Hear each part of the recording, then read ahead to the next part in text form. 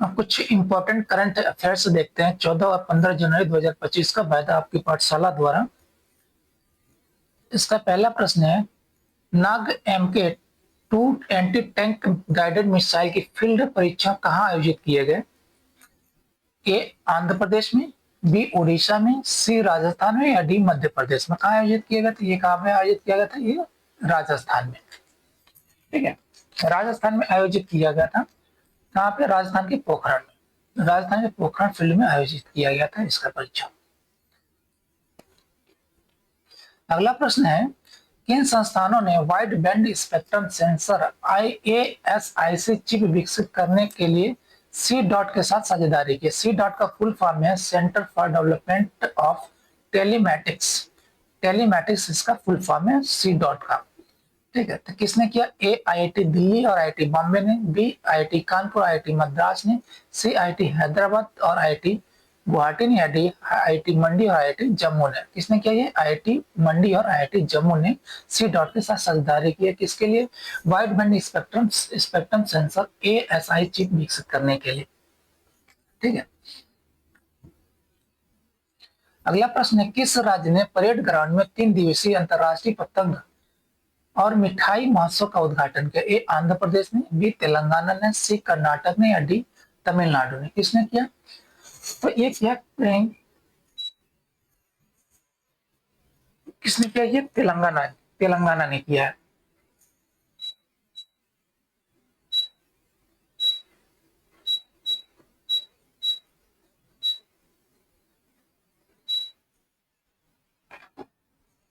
किसने किया? तेलंगाना ने किया, ऑप्शन बी।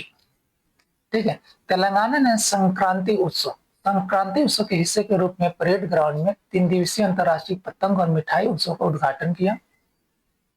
इस कार्यक्रम में 19 देशों के 57 अंतर्राष्ट्रीय पतंगबाजों और 22 राज्यों के 58 राष्ट्रीय प्रतिभागियों ने भाग लिया। ठीक है, यह उत्सव न केवल तेलंगाना की सांस्कृतिक विरासत और पाक कला की विविधता को उजागर करता है, बल्कि इसमें इंटरैक्टिव गतिविधियां भी शामिल हैं जो इसे राज्य की परंपरा का जीवंत उत्सव और वैश्विक सांस्कृतिक आदान प्रदान का मंच बनाती है।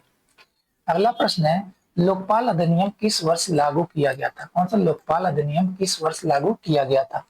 ये कब लागू किया था? ये 2014 में लागू किया था। ऑप्शन क्या है? ऑप्शन सी है 2014। लोकपाल अधिनियम, जिसका उद्देश्य लोकपाल की स्थापना के माध्यम से भ्रष्टाचार को संबोधित करना है, 2014 में अधिनियमित किया गया था। यह कानून सामाजिक कार्यकर्ता अन्ना हजारे के प्रयासों से काफी प्रभावित था, जिनके आंदोलन ने व्यापक सार्वजनिक और राजनीतिक ध्यान आकर्षित किया था। इस अधिनियम के कार्यान्वयन ने क्या शासन में पारदर्शिता और जवाबदेही के लिए तंत्र को संस्थागत बनाने में एक बड़ा कदम उठाया। 16 जनवरी को लोकपाल स्थापना दिवस मनाना हजारे जैसे व्यक्तियों के योगदान को स्वीकार करता है। कब मनाया जाता है? ये मनाया जाता है 16 जनवरी को। 16 जनवरी को क्या लोकपाल दिवस मनाया जाता है। अगला प्रश्न है, लेबनान के नए प्रधानमंत्री के रूप में किसे नियुक्त किया गया? ए नवाफ सलाम को, बी नजीब मिकाती को, सी साद हरीरी को या डी मिशेल को। किसको लिया गया? ये नवाफ सलाम को लेबनान का नया राष्ट्रपति क्या के प्रधानमंत्री नियुक्त किया। अंतर्राष्ट्रीय न्यायालय यानी इंटरनेशनल कोर्ट के लिए इंटरनेशनल कोर्ट ऑफ जस्टिस के पूर्व पीठासीन न्यायाधीश नवाब सलाम को लेबनान का नया प्रधानमंत्री नियुक्त किया गया। लेबनान की 128 सदस्यीय संसद के 2/3 सदस्यों से नामांकन प्राप्त करते हुए वे कार्यवाहक प्रधानमंत्री नजीब मिकाती से पद ग्रहण करेंगे, जिन्हें केवल 9 वोट मिले थे। किनको? ये 9 वोट मिले थे, किसी नजीब मिकाती को। अपने विशिष्ट न्यायिक प्रक्रिया के लिए जाने जाने वाले नवाब सलाम 2018 में ICJ में शामिल हुए और फरवरी में 3 साल के कार्यकाल के लिए उन्हें अध्यक्ष चुने गए। उनकी नियुक्ति मौजूदा चुनौतियों के बीच लेबनान के राजनीतिक नेतृत्व में एक महत्वपूर्ण बदलाव का संकेत देती है। अगला प्रश्न देखते हैं, किस देश ने चुनावी विवाद के बीच निकोलस मादुरो को तीसरे कार्यकाल के लिए शपथ दिलाई? ए क्यूबा ने, किस किस देश ने? क्यूबा ने, बी निकारागुआ ने, सी वेनेजुएला वेनेजुएला या डी बोलिविया ने? कहां से? तो वेनेजुएला। वेनेजुएला का क्या है, नए राष्ट्रपति का क्या बने, इन्हें चुनावी निकोलस दूसरे तीसरे कार्यकाल के लिए शपथ दिलाई। निकोलस मादुरो 13 जनवरी 2025 को क्या है वेनेजुएला का राष्ट्रपति के रूप में तीसरी बार क्या शपथ ली, जबकि जुलाई 2024 में चुनाव विवादित रहे थे। क्या उनके प्रतिद्वंदी एडमंडो गोंजालेज ने सरकार पर मतदान धोखाधड़ी का आरोप लगाया और खुद को असली विजेता घोषित किया। मादुरो के शपथ ग्रहण समारोह में काफी विरोध हुआ, जिससे मारिया कोरिना मचाडो जैसी राजनीतिक हस्तियों के नेतृत्व में विरोध प्रदर्शन में शामिल थे। ठीक है, अंतर्राष्ट्रीय प्रतिबंधों और दबाव का सामना करने के बावजूद मादुरो की सरकार क्या है दृढ़ बनी हुई है और उन्हें चल रहे विवादों और विरोधों के बीच वेनेजुएला को शांति, समृद्ध और लोकतंत्र की ओर ले जाने का संकल्प लिया। अगला प्रश्न है, केरल के किन समुद्र तटों को प्रतिष्ठित ब्लू फ्लैग प्रमाण पत्र प्राप्त हुआ? ए कप्पड़ और चाल को, बी वर्कला और कोवलम को, सी अलपुजा और बेकल को, या डी चेराई या मुझे पीलंगडम? तो कौन सी है? कप्पड़ और चाल। कोझिकोड के कप्पड़ बीच और कन्नूर के चाल बीच को foundation for environmental and education यानी कि फी द्वारा ब्लू फ्लैग प्रमाण से सर्टिफिकेट से सम्मानित किया। यह मान्यता उन समुद्र तटों को दी जाती है जहां जो पर्यावरण स्थिरता, सुरक्षा, स्वच्छता प्रथाओं से कड़े मानदंडों को पूरा करते हैं। यह सर्टिफिकेट एक अस्थायी पर्यटन स्थल के रूप में केरल की प्रतिबद्धता को बढ़ाता है और पर्यावरण के अनुकूल पर्यटन पहलों के लिए राज्य की प्रतिबद्धता को उजागर करता है। इस वैश्विक मानक को प्राप्त करके एक समुद्र तट जिम्मेदार पर्यटन के लिए एक मॉडल के रूप में काम करते हैं और पर्यावरण के प्रति जागरूकता यात्रियों को आकर्षित करते हैं, जो राज्य को एक प्राकृतिक सौंदर्य की संरक्षित करने के प्रयासों में योगदान करते हैं। अगला प्रश्न देखते हैं, 2025 में 85वां अखिल भारतीय पीठासीन अधिकारी सम्मेलन यानी कि AIPOC कहाँ आयोजित किया जाएगा? ए लखनऊ में, बी पटना में, सी नई दिल्ली में या डी कोलकाता में? कहाँ आयोजित किया जाएगा? पटना में। 85वां अखिल भारतीय पीठासीन अधिकारी यानी कि AIPOC 20 से 21 जनवरी 2025 को पटना बिहार में आयोजित किया जाएगा, जो 43 वर्षों के बाद शहर में इसकी वापसी का प्रतीक है। लोकसभा अध्यक्ष ओम बिरला की अध्यक्षता में होने वाले यह सम्मेलन भारतीय संविधान की 75 साल की यात्रा और इसका स्थायी मूल्य पर केंद्रित होगा। बिहार विधानमंडल द्वारा आयोजित इस कार्यक्रम में क्या 54 पीठासीन अधिकारी, 31 राज्य विधानमंडल सचिव और लोकसभा तथा राज्यसभा के अधिकारी भाग लेंगे, जिससे यह भारत में संसदीय नेतृत्व का एक महत्वपूर्ण सम्मेलन बन जाएगा।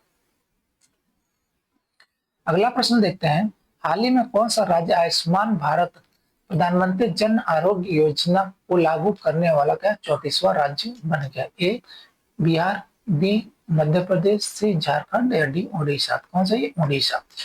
ओडिशा आयुष्मान भारत प्रधानमंत्री जन आरोग्य योजना को लागू करने वाला 34वां राज्य बन गया। इसे राज्य की अपनी गोपबंधु जन आरोग्य योजना के साथ जोड़ दिया गया। यह योजना प्रति परिवार क्या 5 लाख रुपए वार्षिक स्वास्थ्य कवरेज प्रदान करती है, जिससे महिलाओं के लिए अतिरिक्त 5 लाख शामिल है। भारत की 45% आबादी को कवर करते हुए PMJAY 29,000 से अधिक सूचीबद्ध अस्पतालों में 2,000 चिकित्सा प्रक्रियाएं प्रदान करता है, जो इसे विश्व स्तर पर सबसे बड़ी स्वास्थ्य पहलों में से एक बनाता है। ओडिशा के नागरिकों के लिए स्वास्थ्य सेवा की पहुंच सुनिश्चित करने में एक महत्वपूर्ण कदम है।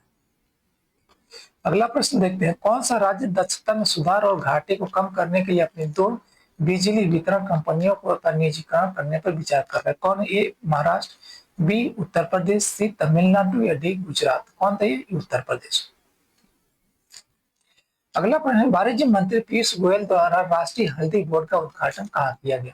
ए नई दिल्ली में, बी मुंबई में, सी हैदराबाद में, या डी बेंगलुरु में? कहाँ आयोजित किया गया? ये नई दिल्ली में। किसने वर्चुअली क्या हल्दी बोर्ड का उद्घाटन किया गया? क्या है, भारत में दुनिया के हल्दी उत्पादन का 70% हिस्सा है और 30 किस्मों के साथ 20 राज्यों में इसकी खेती की जाती है। ठीक है। बोर्ड का उद्देश्य हल्दी के औषधि गुणों को उजागर करना और इसकी वैश्विक मान्यता का समर्थन करना भी है। दिल्ली में इसका शुभारंभ कृषि और निर्यात क्षेत्र में हल्दी की भूमिका को मजबूत करने के लिए सरकार की प्रतिबद्धता दर्शाता है। अगला प्रश्न है, भारत अमेरिका सोनोवाई उत्पादन लाइन किस वर्ष तक चालू होने की उम्मीद है? ए 2025 तक, बी 2026 तक, सी 2028 तक, या डी 2027 तक? कहां तक? ये 2027 तक चालू होने की उम्मीद है, 2027 तक।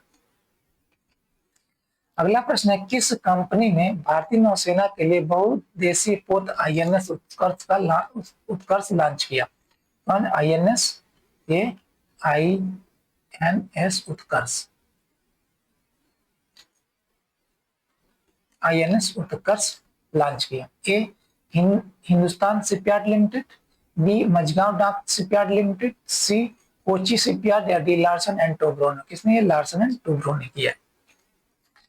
अगला प्रश्न, आरबीआई की मौद्रिक नीति और आर्थिक अनुसंधान विभाग का नेतृत्व करने के लिए किसे नियुक्त किया गया? ए माइकल पात्रा का, बी एम राजेश्वर राव का, सी शक्तिकांत दास का, या डी राजीव रंजन का? किसका किया गया? ये एम राजेश्वर राव का को नियुक्त किया गया है। ठीक है। भारतीय रिजर्व बैंक के अनुभवी deputy governor M Rajeshwar Rao को मौद्रिक नीति और आर्थिक अनुसंधान विभाग का नेतृत्व करने की जिम्मेदारी सौंपी गई। वे माइकल पात्रा का स्थान लेंगे, जिनका कार्यकाल 15 जनवरी 2025 को समाप्त हो गया था। राव अपने साथ आरबीआई में 4 दशकों से अधिक का अनुभव लेकर आए हैं। उन्होंने पहले विनियमन, जोखिम निगरानी और संचार जैसे महत्वपूर्ण विभागों का प्रबंधन किया है। उनकी विस्तारित भूमिका में मौद्रिक नीति समिति एमपीसी में अस्थायी रूप से भाग लेना शामिल है, जब तक कि माइकल पात्रा के अस्थायी उत्तराधिकारी नियुक्त नहीं हो जाते। अगला प्रश्न है, आईएनएस सूरत, आईएनएस नीलगिरी और आईएनएस वागसीर को किस स्थान पर राष्ट्र को समर्पित किया गया? ए विशाखापट्टनम में, बी कोचीन में, सी मुंबई में, या डी चेन्नई में? कहां पे? मुंबई में। ठीक है, ये मुंबई में। प्रधानमंत्री नरेंद्र मोदी मुंबई के नौसेना डॉकयार्ड में 3 प्रमुख नौसेना परिसंपत्ति आईएनएस सूरत, आईएनएस नीलगिरी, आईएनएस वागसीर को कमीशन किया गया। यह आयोजन भारत की नौसेना क्षमता में एक महत्वपूर्ण उपलब्धि साबित हुआ। क्या? खासकर P-75 स्कॉर्पियन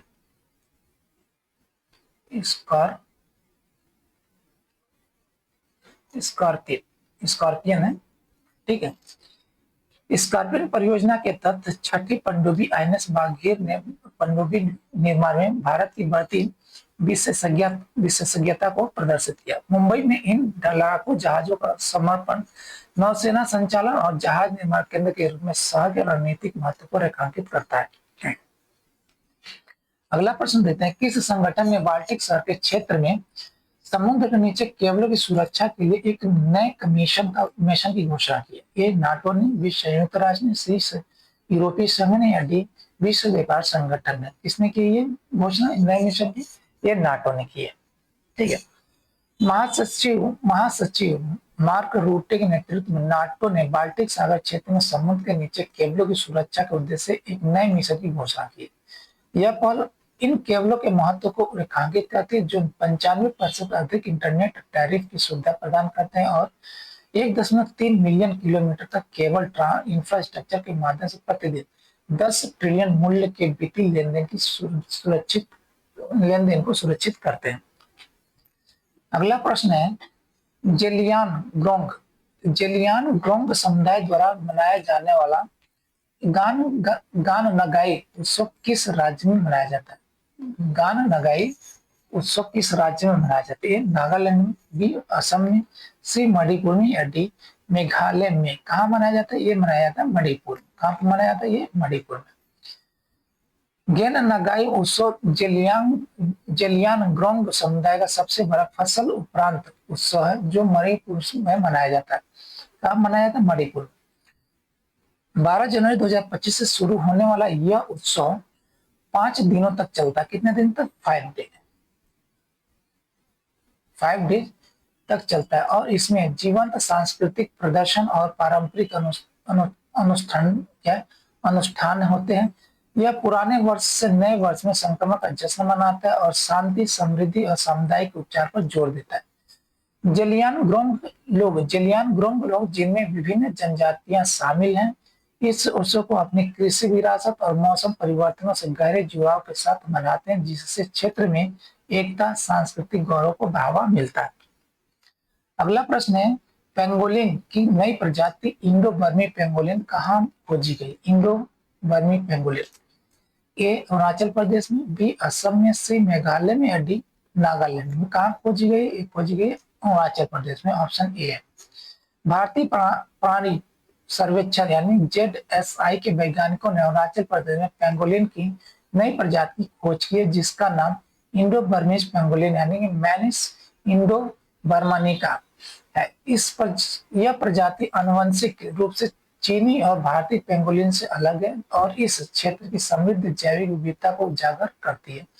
ZSI शोधकर्ता लेनरिक कोचोक के नेतृत्व में की गई इस खोज से पता चलता है कि पेंगोलिन प्रजाति लगभग 3.4 मिलियन वर्ष पुरानी है और इसमें 3.8% आनुवंशिक अंतर दिखाई देता है, जो पेंगोलिन परिवार के भीतर इसकी विशिष्टता को और अधिक जोर देता है। अगला प्रश्न है, भारत में प्रतिवर्ष भारतीय सेना दिवस किस तारीख को मनाया जाता है? भारतीय सेना दिवस किस तारीख को मनाया जाती है? 15 जनवरी को, 26 जनवरी को, सी 1 अप्रैल को, या डी 15 अगस्त को मनाया जाता है? 15 जनवरी को मनाया जाता है, 15 जनवरी को। ठीक है। भारतीय सेना दिवस हर साल 15 जनवरी को मनाया जाता है। इस ऐतिहासिक अवसर को मनाने के लिए जब 1949 में भारतीय सेना का नेतृत्व भारतीयों के हाथों में आया था। यह दिन देश की सुरक्षा करने वाले सैनिकों की वीरता, समर्पण और बलिदान का सम्मान करता है। यह फील्ड मार्शल कोडंडेरा मडप्पा करियप्पा की जनरल सर फ्रांसिस बुचर के बाद पहले भारतीय कमांडर इन चीफ के रूप में नियुक्ति का भी प्रतीक है। समारोह में सैन्य परेड, सांस्कृतिक कार्यक्रम और सेना की उन्नत क्षमताओं को प्रदर्शित करने वाली प्रदर्शनियां शामिल हैं, जो भारत की सुरक्षा और आत्मनिर्भरता सुनिश्चित करने में इसकी महत्वपूर्ण भूमिका को रेखांकित करती है। किस कंपनी ने भारत में स्टार्टअप्स को समर्थन देने के लिए DPIIT के साथ रणनीतिक साझेदारी की है? ए IIT इंफोसिस के साथ, बी ITC के साथ, सी टाटा समूह के साथ, या डी रिलायंस इंडस्ट्री का किसी ITC लिमिटेड के साथ में। कौन? यानी कि ITC। Option B ITC limited के साथ। संसद शक्तियां, कार्य और विशेषाधिकार, एक तुलनात्मक वैश्विक परिप्रेक्ष्य पुस्तक के लेखक कौन है? A doctor KS Chauhan, B BP Dhankhar, C PC Modi, या डी राजीव कुमार। कौन है? डॉक्टर KS चौहान है। कौन है? Doctor KS Chauhan. इसका विमोचन किसने किया था? इसका विमोचन किया था जगदीप धनखड़ ने, यानी कि उपराष्ट्रपति जगदीप धनखड़ ने इसका विमोचन किया था। अगला प्रश्न है, हेम टेक्सटाइल 2025 में भारतीय मंडप का उद्घाटन कपड़ा मंत्री द्वारा कहाँ किया गया? ये पेरिस में, बी फ्रैंकफर्ट में, सी लंदन में, या डी मिलान में। कहाँ किया? फ्रैंकफर्ट में किया गया था। कहाँ पे? में से फ्रैंकफर्ट में। ठीक है। किसने किया था? कपड़ा मंत्री कौन है ये? ठीक है, कपड़ा मंत्री ने इसका उद्घाटन किया था फ्रैंकफर्ट में। अगला प्रश्न, हिमाचल प्रदेश के ट्रांसगिरी क्षेत्र में कौन सी जनजाति बोडा त्योहार मनाती है? एक गद्दी, बी कुल्लू, सी लाहौल, या डी हट्टी। कौन मनाता है बोडा त्योहार? मतलब कौन सी जनजाति बोडा त्योहार मनाती है? तो बोडा त्योहार मनाती है हट्टी जनजाति। ऑप्शन कौन है? डी हट्टी जनजाति। बोडा त्योहार या माघो कोर त्योहार क्या है? हिमाचल प्रदेश के ट्रांसगिरी क्षेत्र में हट्टी जनजातियों द्वारा मनाया जाने वाला सबसे भव्य वार्षिक त्योहार। माघ महीने के अंत में चिन्हित करने वाला यह एक महीने तक चलने वाला त्योहार हट्टी समुदाय के 3 लाख से अधिक समुदायों द्वारा मनाया जाता है। इस त्योहार में अनोखे अनुष्ठान, सामूहिक भोजन और पारंपरिक पारंपरिक प्रदर्शन शामिल होते हैं जो समुदाय की मजबूत सांस्कृतिक विरासत और एकता पर जोर देते हैं।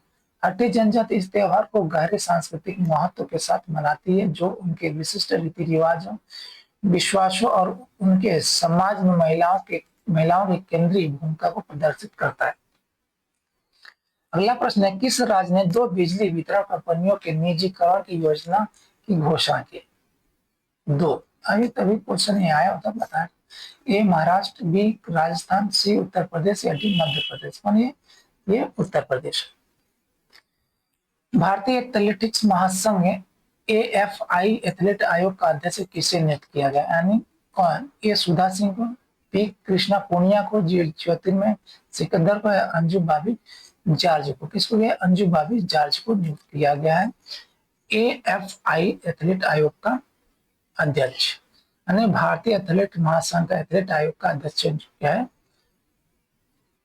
नियुक्त किया गया किसको? अंजू बाबी जॉर्ज को। 2024 में मतदाता सूची में राष्ट्रीय लिंग अनुपात क्या है? ए 940, बी 948, सी 970 या डी 920। कितना? 948 है 2024 में मतदाता सूची में राष्ट्रीय लिंग अनुपात। ठीक है, मतदाता सूची पूछा है इसमें। मतदाता सूची में राष्ट्रीय लिंग अनुपात 2023 में कितना था? 940 से बढ़कर 2024 में कितना हो गया? ये 948 हो गया है। यह मतदाताओं के बीच लिंग प्रतिनिधित्व में प्रगति को दर्शाता है। इसके अतिरिक्त 4 पूर्वोत्तर राज्य मणिपुर, मिजोरम, मेघालय और अरुणाचल प्रदेश ने इस राष्ट्रीय औसत को पार कर लिया है, जो चुनावी भागीदारी में लैंगिक समानता हासिल करने में महत्वपूर्ण प्रगति दर्शाता है। कुछ इंपॉर्टेंट डे देख लेते हैं। 1 दिसंबर को विश्व एड्स दिवस। थीम है कितना? समुदायों को नेतृत्व करने। 2 दिसंबर को राष्ट्रीय प्रदूषण नियंत्रण दिवस, दास्ता के उन्मूलन के अंतर्राष्ट्रीय दिवस और विश्व कंप्यूटर दिवस मनाया जाता है। 3 दिसंबर को विश्व विकलांग दिवस या विकलांग व्यक्तियों के लिए अंतर्राष्ट्रीय दिवस मनाया जाता है। 4 दिसंबर को भारतीय नौसेना दिवस मनाया जाता है और 5 दिसंबर को सामाजिक आर्थिक विकास के लिए अंतर्राष्ट्रीय स्वयं सेवक दिवस मनाया जाता है और 5 दिसंबर को मनाया जाता है विश्व मृदा दिवस मनाया जाता है। 6 दिसंबर को BR अम्बेडकर की पुण्यतिथि। 6 दिसंबर को राष्ट्रीय माइक्रोवेव ओवन दिवस। 7 दिसंबर को सशस्त्र सेना झंडा दिवस, अंतर्राष्ट्रीय नागरिक उद्यान दिवस मनाया जाता है और 9 दिसंबर को अंतर्राष्ट्रीय भ्रष्टाचार विरोधी दिवस मनाया जाता है। 10 दिसंबर को राष्ट्रीय मानवाधिकार और अल्फ्रेड नोबेल की पुण्यतिथि भी मनाई जाती है 10 दिसंबर को। 11 दिसंबर को यूनिसेफ स्थापना दिवस, हर बच्चे के लिए हर अधिकार इसका थीम है। अंतर्राष्ट्रीय पर्वत दिवस पर पर्वतीय पारिस्थितिक तंत्र को बहाल करना इसका थीम है। 12 दिसंबर को सार्वभौमिक स्वास्थ्य कवरेज दिवस मनाया जाता है, थीम है सभी के लिए स्वास्थ्य कार्रवाई के लिए समय। 14 दिसंबर राष्ट्रीय ऊर्जा संरक्षण दिवस मनाया जाता है। 16 दिसंबर को विश्व विजय दिवस मनाया जाता है। ये विजय दिवस याद रखें, आनंदित हो, नवीनीकरण करें, इसका थीम है। 23 दिसंबर को किसान दिवस मनाया जाता है। 24 दिसंबर को राष्ट्रीय उपभोक्ता अधिकार दिवस, इसका थीम है स्वच्छ ऊर्जा संक्रमण के माध्यम से उपभोक्ता को सशक्त बनाना, इसका थीम है। 25 दिसंबर क्रिसमस का दिन, सुशासन दिवस है 25 दिसंबर और 31 दिसंबर को मनाया जाता है नए साल की पूर्व संध्या मनाई जाती है 31 दिसंबर को। ठीक है, सॉरी ये कहां से आ गया, इसमें इस हटाया नहीं था क्या? Thank you.